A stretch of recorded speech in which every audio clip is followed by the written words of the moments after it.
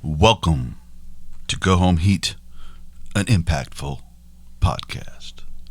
This is me, KP, and I will be running you through a special event that I wasn't even sure I would talk about, but I thought the main event was amazing, and I thought a couple of interesting things happened throughout it that had a little bit to do with another little company and a possible belt collector on a bus. We find out early on in this Impact special event called Final Resolution, the last Impact Plus, $7.99 a month weekend show that is just wrestling. I wouldn't call it a pay-per-view because it's really not. Impact Plus gives you all this. It's the WWE Network, but different, and it gives you access to their catalog along with these special events that they do every now and then. Now, pretty early on, they show us Kenny Omega's tour bus pulling into the yard, or the parking lot, as one would say, out front, which is a huge deal. I did not think that they were going to have him there. It looks as if, an interesting thing to me is that Kenny was, in multiple people in AEW have been wrestling in other organizations other than AEW. Kenny was a AAA champion not that long ago. So it is interesting that he's moving over because this is not a company considered, I don't know, a lot of people consider indie, but it is a company that people thought wouldn't be in an umbrella of cross promotions, which we've talked about at nauseum. The wrestling world has talked about at nauseum for 2 weeks now. But tonight was interesting, and we'll get to why. Now, the first match is a Tommy Dreamer match.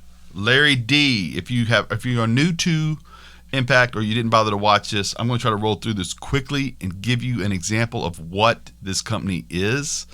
Also, what I thought was interesting about this particular pay-per-view and where this all could possibly be leading.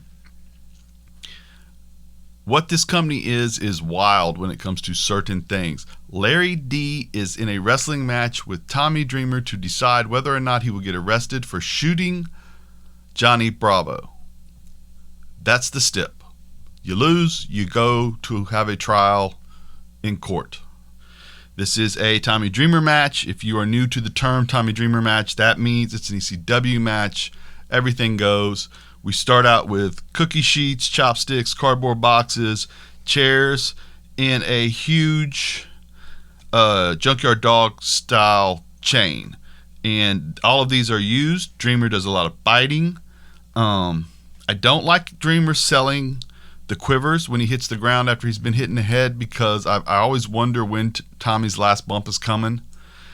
And so when he starts to quiver like that, just for a second, I'm unable to focus, and I'm like, oh, I hope he's not really hurt, and that's not fun. But anyway, going on, Dreamer seems to like this, so that's a go-to for him when he's on the ground.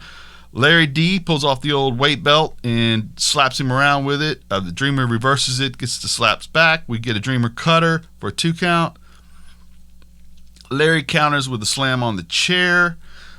Larry winds up in a tree of woe, and that winds up with a chair on his face. Dreamer with a classic style Dreamer move where he double kicks the chair into Larry D's face. Could have gotten the cover here. Chose not to. He goes for a table. As he's getting that, tag team partner in Triple X, AC Romero, comes out.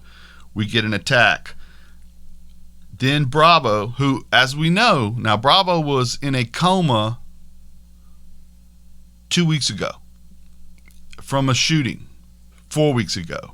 But he rushes to the ring and gets into fisticuffs here. Evidently, surgery has gone well for him. And he attacks. He tries a double clothesline on about 700 pounds worth of people here to no effect, surprisingly. He gets squished between the two. Considering he just got shot with a bullet in the chest, this seems like a really bad thing for him to have to deal with. But he does seem to roll away and get out of the ring injured but alive. Just enough of a distraction for Dreamer to hit the old school DDT into 1, 2, 3, and Larry D is headed to jail. He's put in handcuffs as AC screams no. When Johnny Bravo was shot, the lights came on and Dreamer was on hands and knees screaming no. When Dreamer got dropped last week by Larry D, Johnny Bravo was on hands and knees exclaiming no. And here we are as his tag team partner is being carted away to go to jail with AC screaming no. So we've come full circle here on this.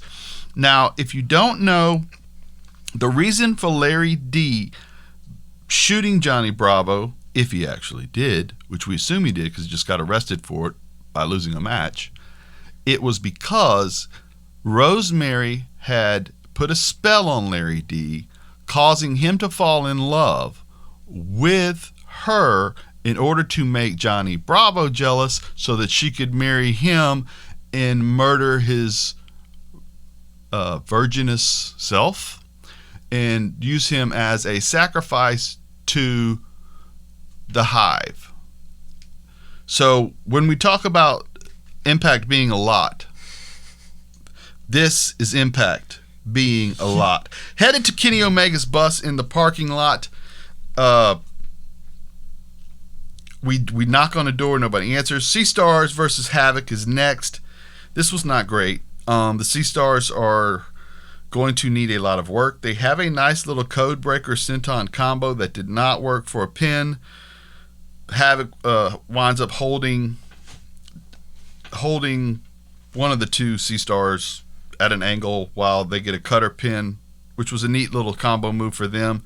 I am clueless as to how this wound up being as long as it was, and I get that the Sea Stars need work, but it was fine. It's just it really didn't need to have this much back and forth because anyway, I'll move on because I don't want to be too caught up in that. Kiera Hogan and Tasha Steelz are backstage and they don't know what to do with the money that they have stolen.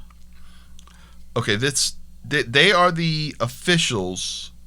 Kiera Hogan is the official. Tasha Steelz is the ring announcer for a match between Hernandez, who had his money stolen by Fallah Bahh, who was utilizing that money in order to pay for Johnny Bravo's wedding. But then when he decided not to do it and to keep the money, Steelz and Hogan stole the money from him. So now they are holding the money to give to the winner of the match and officiating the match and being the ring announcer and the person who is the timekeeper.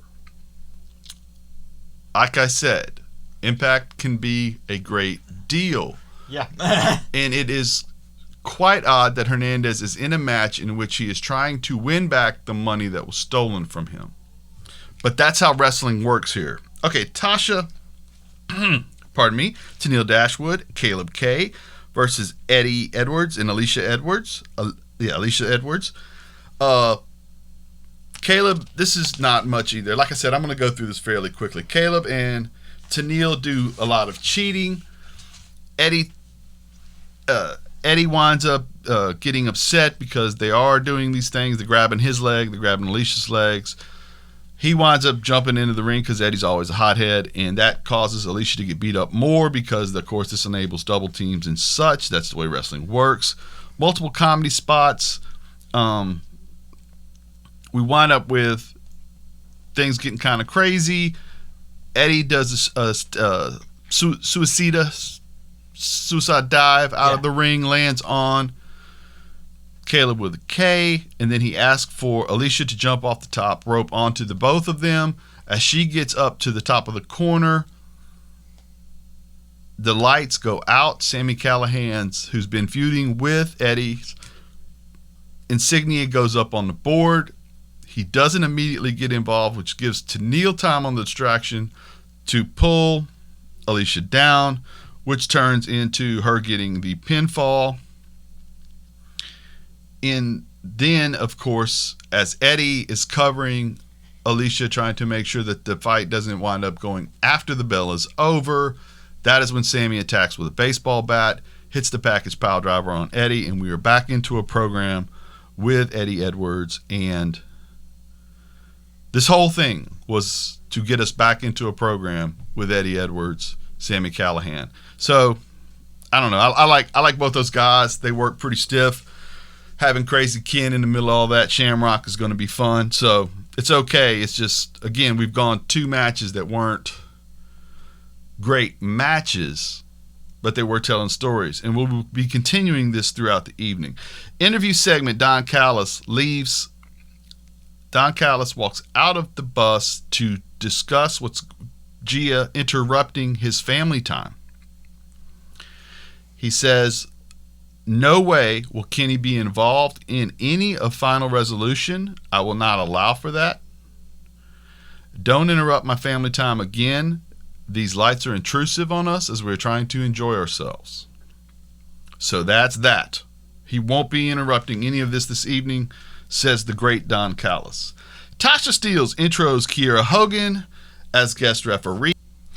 Then she introduces Hernandez, who, as she puts it, is straight from the barbecue and believes he's cool because he wears Chucks, versus Fallah Bahh, who she says thinks he's a panda bear, which is fairly true. The stealers of the money are the referees, as we have said, and we have ourselves a hoss fight. Hernandez does a slingshot shoulder block and drop kick along with an over-the-top rope on Fallah Bahh. These are the big spots of the match so far early in the match.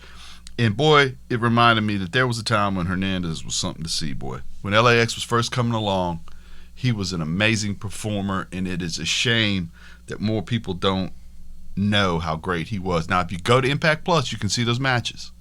I mean, they don't pay me, but I'm just telling you, the history of Impact has great matches, and he is involved in a ton of them with LAX. And, okay, let's get back to what's going on here. Now, Fallah Bahh does his thing. He's a pretty athletic guy to be somewhere around 400 pounds, which is contradictory in and of itself.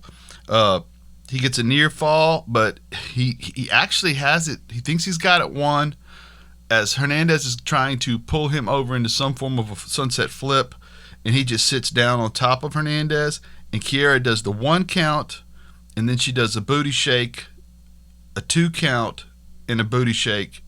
And of course, he kicks out before she even starts the 3 count.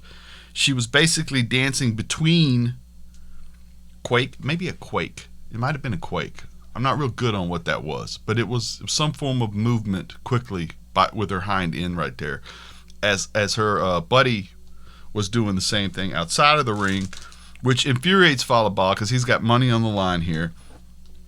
Opening the door up for Hernandez to get the win on a splash. After a month, he has won his money back. He is very happy. And then things get real weird because after the loss, the Steelz is supposed to get back, Tasha Steelz is supposed to get back that money to Hernandez, and it is no longer in her fanny pack. She doesn't seem to know where it is. And Hernandez reaches into both knee pads and pulls out things that look oddly like the things that barbers use to shave your face. Terrifying. The girls run away, as well they should. I'm hoping that I saw that completely wrong, because I would hope that that is not what he had. But it looked kind of like that. But hopefully they were just some form of stick. And I still don't think he should use sticks on him either. But he is furious because he's not getting his money back that he rightfully owned in the first place and was stolen and then won back. Again, this show can be a great deal. Eric Young versus Rhino. We wind up with it's Rhino, guys, in a match at this point in his career. It's a plotting match. Joe Doring's outside. There are some pretty good spots. EY's a pretty good storyteller. Rhino can kind of sort of still do what he has to do to make things good. Here's what was important. Doring gets slapped by Rhino, which allows EY to get a super kick.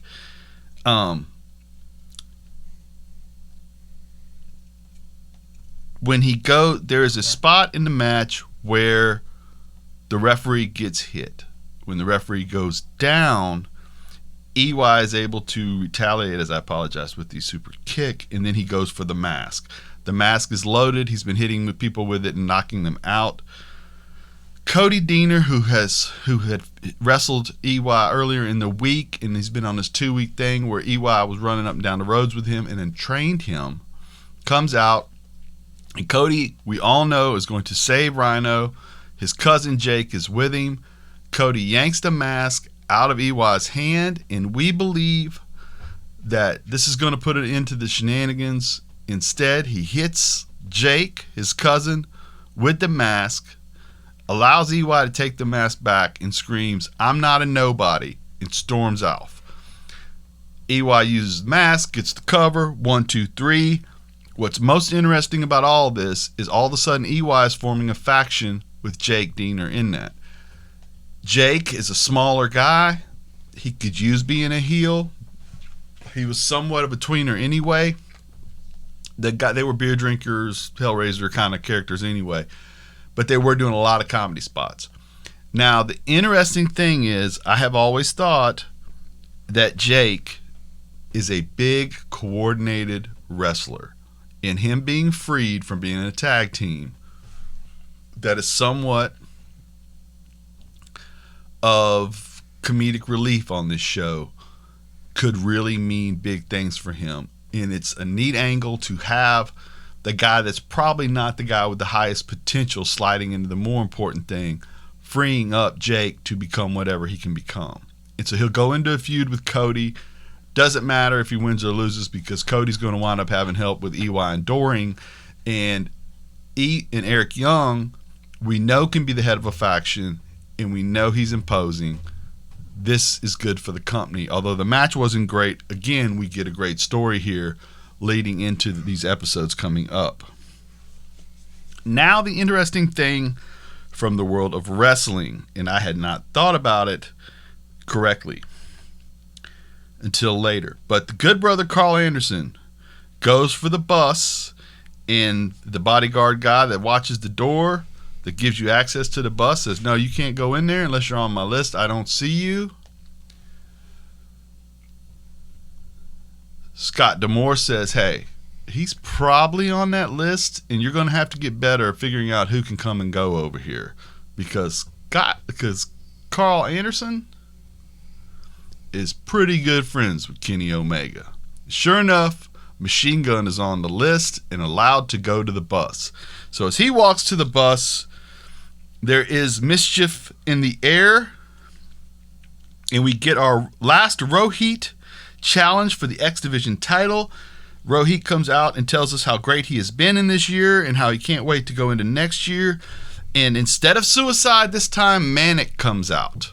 And as we know, TJP is not allowed to wrestle Rohit Raju for the X Division title. However, Manic is not TJP on paper, but in physicality, he actually is. He is TJP with a sleeveless hoodie and a mask on, and he wrestles like he's a superhero, complete with landing in the Spider-Man pose every time he lands, which is a cool trick to do as a pro wrestler. Again, shenanigans in the midst. But here we go. Rohit and TJ have a great little match. Early submission moves, back and forth, and then it gets better. And like I said, when he lands that Spider-Man pose after doing some kind of flip, or he hits a blind cutter on him that's real nice, the action comes quickly. TJP misses a setup. Rohit changes this into a flatliner, into a crossface.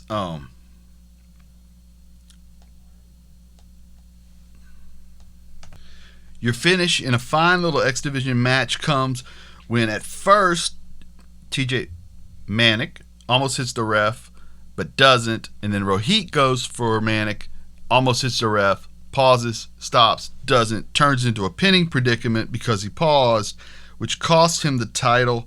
Rohit is livid. He knows he's been had. He knows Scott D'Amore realizes exactly who Manic is. He knows that beating TJP for the title and winning that stip did him absolutely no good, because the guy just put on a mask in a tradition as timeless as wrestling itself. Loser leaves town. He comes back with a mask on. That's how this works. And I love it. And also it was good. And I want to say this. Rohit Raju, this time last year, was forgotten. He was in a faction. It wasn't working. He was the guy who got beat in the faction all the time. He's good on a stick. They gave him a stick. They said, go to work. He did well enough that he managed to win a title through by hook and by crook. And then he had a fantastic little title run where he was entertaining. He feuded with the GM. He wrestled and lost to multiple people in non-title matches. But he got himself into scenarios where it's 4 or 5 of us wrestling. I can figure it out as long as I kind of stay away from the fray. It worked for him. And I hope this isn't the last we see of him being in good programs, because I love the way he works. He's not quite the wrestler a TJP is, or a Rich Swann is, or a Chris Bay is, but he is a very good wrestler, can do everything, and can tell a story in the ring and out of the ring. So I was surprised at that because I didn't know he could do all that until this year. Now we get a quick interview with Moose, and he put away Willie Mack to make sure he would not have to wrestle tonight, put him on the shelf, and he is going to unify the TNA title no matter who wins it tonight with the Impact World title at some point, and that some point is coming very soon. Taya is with Rosemary versus Deonna Purrazzo, the Virtuoso with Kimberly. This is a good little women's match. I've seen both of these two do better, but I did enjoy this match between the two. The finish comes in strong. Rosemary hitting a sling blade, hits a running splash into the corner, fall away slam. We get a butterfly suplex. We get a quick 2 or a near fall. Deonna locks in a Fujiwara armbar, which winds up getting countered into a red wedding for a near fall. And then Kimber pulls the ref out of the ring. Taya chases. The distraction causes Deonna to hit Rosemary with a pump kick, and then goes into the Cosa Nostra for the pin and the win. And then we get Deonna Purrazzo and Kimberly trying to do what they've been trying to do, which is beat people up after their matches. And that is when Taya gets both of them out of the ring, and we're going into a Taya Valkyrie program with Deonna Purrazzo, and that is going to be gold because Taya is the goods, and this is going to be great. Again, pretty good match, telling a story and getting us into the next segment of the next couple of weeks of shows. Back to the bus, and we have a quick little reunion of the Bullet Club because we have Carl Anderson, Kenny Omega, and Don Callis sitting there, and they are discussing Carl drinking 15 beers as Kenny drinks coffee back in the old Big Boy. Then Kenny says, hurry up, finish this thing off, get back here before the bar closes, which the bar doesn't, obviously never closes because it's their bus. But I'm sorry, I believe Don said that because I don't think Kenny drinks anything other than like milk. So Kenny would not have said that, but I think Don says that. And Carl says, well, I got a match, guys. I got to get going. And he's like, well, you can take care of him in a hurry, can't you? And Carl's like, well, he's pretty good. And they go, well, I remember in the G1 final in 2012 when you had match of the year with Okada, that machine gun would have took care of this guy in a second. And Anderson says, what are you guys, having some kind of roast on me right here? And he says, I'm not trying to have a roast on you. Are you or are you not Machine Gun Anderson? Because if you're Machine Gun Anderson, you'll take care of this guy and get back here. And he's pumped now, and he heads to the ring, and we are going to get a Machine Gun Anderson match with Ethan Page. Now, when they give you the run through, I thought it was interesting. It hit me like a ton of bricks that I didn't figure it out. They had been talking about the New Japan connection that they had with AJ Styles backstage for the whole time they've been back. They keep telling these stories of New Japan. They keep talking about a phenomenal one. They never really call AJ's name out. They do actually say AJ, they do put AJ's name up on the board when Ethan Page winds up in a match with a phenomenal one that Carl Anderson appointed, which really wound up being Hornswoggle, but they used AJ's old TNA music and AJ's old TNA logo. And to me, I just could not believe that I didn't put two and two together, that they were going to bring a Bullet Club guy into Impact, even if not like to wrestle, but just to be around. And I couldn't put those two together even after they brought Kenny in. How dumb am I, right? Because you substitute AJ for Kenny, which is kind of, isn't that the route they went? It went Finn to AJ to Kenny? Yes, I do. Yes, it did go from Finn to AJ and then to Kenny, which, flawless victory. 100% kill rate. Right, you know? right. You went from best in the world to best in the world to best bout machine. Which was best in the world.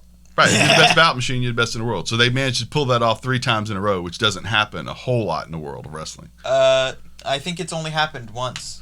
And right now, Jay's probably the head, and he's pretty dang good too.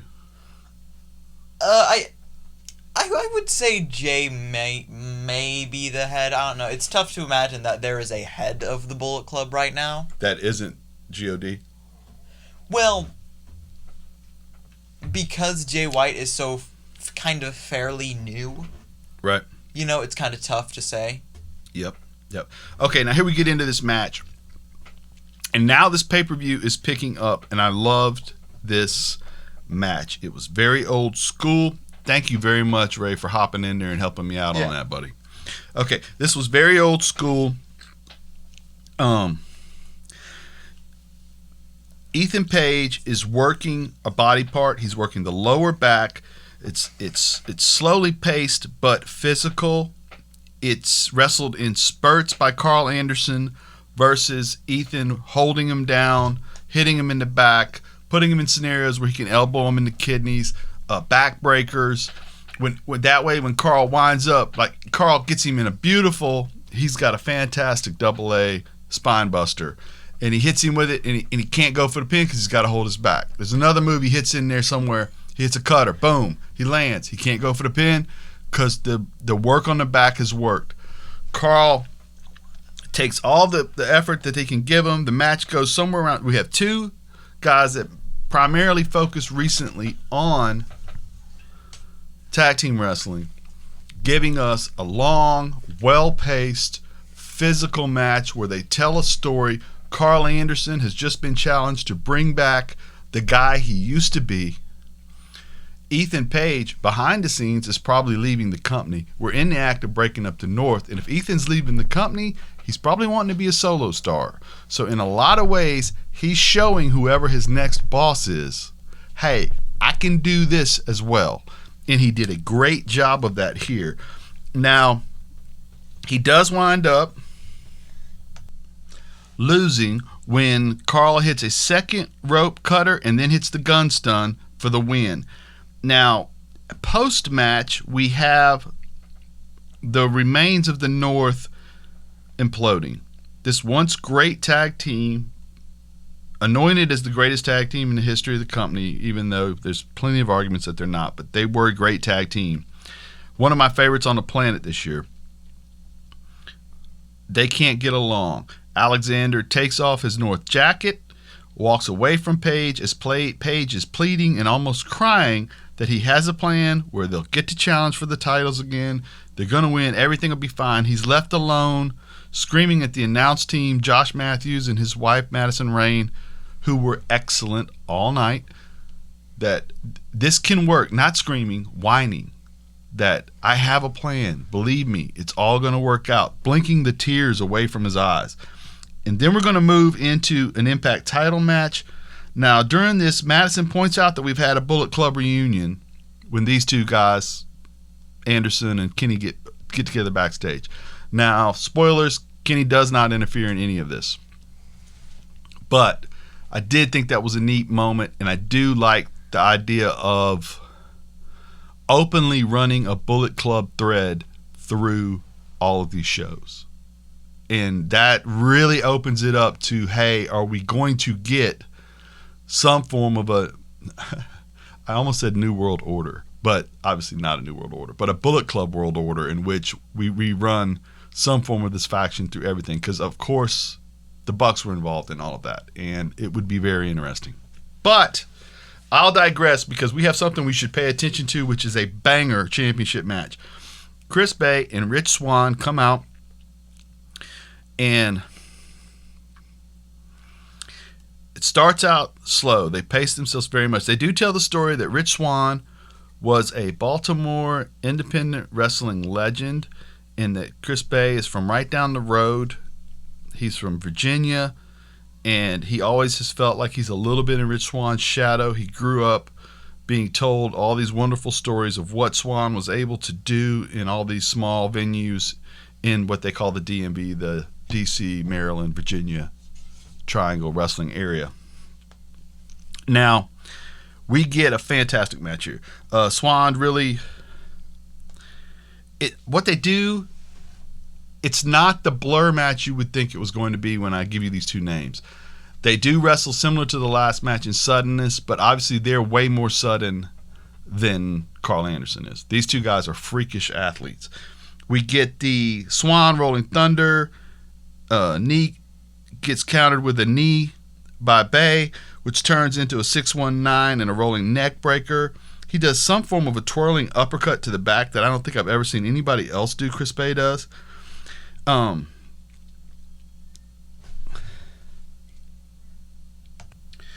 He gets Swann outside of the ring, slings him into the guardrails. He gets him into the ring. He has two strong throws into the turnbuckles. As Swann is collapsed in the corner, he does the push-up spot, talking to him. Then he slows it down again after there's a little bit of a counter with an abdominal stretch. The obvious hip toss out of it by Swann. And then we get the two hezzy kicks, Bey elbow. This is just, they start going back and forth. Swann gets a rolling clothesline. Swann gets the jabs in, the floating over kicks. Spinning forearms, leaping conradas, the works, right? They break it all out. They fight into a test of will thing where we do the punches to the faces, and then Swann is bouncing off the rope and coming back a la Moxley Ambrose style. And then they trade kicks to the head, about four of them, two apiece. They both land on the ground and they lay there for a second. They catch their breath. Again, they give us action, they give us action, they give us action. They give us time to compartmentalize all that we just saw, which is really well done here. Then as Bey's got him on the ropes again. He hits what he calls the Rockabye Bey, which is a leaping small package. I'm a big fan of the leaping small package. It gets a 2 count. Bey is again talking trash. He goes for the art of finesse. His ego got the best of him right here. He misses. He hits the leaping cutter, but Rich Swann, who knows it coming, does the handspring out of the leaping cutter, which was just perfect. Boom. Hezzy kick, Phoenix splash. Rich Swann wins. Fantastic match. The pay-per-view was paced oddly slow for this company from start to finish, but I think that may have been by design to show a little bit of difference between what they do and what some other companies do. Also, some of the guys you had involved couldn't wrestle any other way, right? Rhino's not going to wrestle any other way. EY wrestles a formula, and it's a good formula. Carl Anderson, Ethan Page, I thought planned out a long match and figured out what they had to do correctly. I thought these two guys did a fantastic job of showcasing what one another could do and what this company can do with their top tier talent in these situations. They gave you plot lines, they gave you some pretty good matches, and then they gave you a fantastic match, all on a network that they hope you have anyway, on the special event. Now, after the match, Moose comes down, and we're all expecting the beatdown. Moose gets into the ring. He picks up Swann's title. Swann is beat down. He's ready to get whooped. There's nothing he can do about it if Moose wants to beat him up. Moose chooses not to. He hands him his title, and he turns around and he walks away. As Josh Matthews says at the end of the show, He was letting him know, I can take that anytime I want. I don't have to do it to you when you're hurt. Perfect way to end the show. Cut to credits. It was a good little night of wrestling, if not a great night of wrestling, but it was a very, very good main event. And we are getting an interesting storyline in the women's division, an interesting storyline that is filtering through all of wrestling with whatever Kenny Omega and Don Callis are up to. And we're getting other interesting storylines along the way here. So, good night for Impact Wrestling. I hope you enjoyed our talk. Have a great day. Copyright 2020. Go home. Go home, Heat. Go home.